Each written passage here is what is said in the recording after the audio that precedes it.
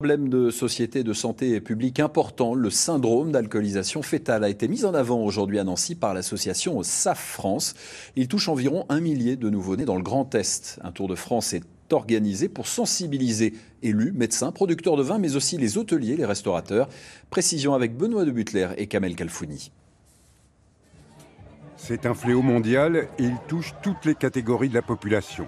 En France, on estime que 15 000 bébés par an naissent avec des séquelles dues à l'alcool. Selon l'Académie de médecine, plus d'1 million de personnes en porteraient les conséquences, parfois dans leur chair, mais le plus souvent dans leur tête. Née en Russie, Julie et son frère ont été adoptés il y a 10 ans. Mais très vite, ils ont manifesté des troubles de comportement typiques. Légers pour elle, plus graves pour son frère, aujourd'hui désocialisé. Franchement, si je devais vraiment dire un truc, évitez de boire ou de fumer pendant votre grossesse parce qu'il y a beaucoup de répercussions derrière et elles ne sont pas toujours forcément sympathiques, quoi.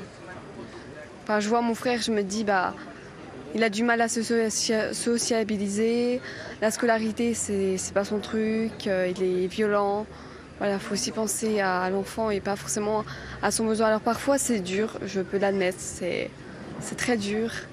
Mais il faut aussi se dire à un moment donné, j'ai un enfant, je porte la vie, faut que je le fasse bien, quoi. Témoignage courageux. Maladie honteuse pour les enfants et plus encore pour leur mère. L'alcoolisation fœtale est très sous-estimée en France, y compris par les médecins. Le docteur Lamblin veut briser ce tabou pour mieux prévenir le fléau, tellement évitable.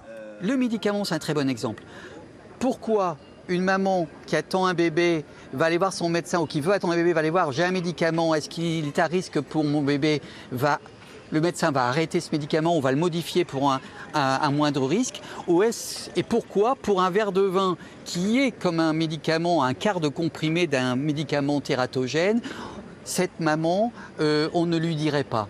Il faut lui dire, il ne faut pas avoir peur d'en parler. En plus, les mamans sont demandeuses. À Nancy, l'association a convaincu les viticulteurs et les débitants de boissons. Leur syndicat va diffuser des messages de prévention dans tous les établissements servant de l'alcool. Une mobilisation exemplaire pour ne pas gâcher des milliers de vies. En cette fin du mois d'août et à quelques jours de la rentrée,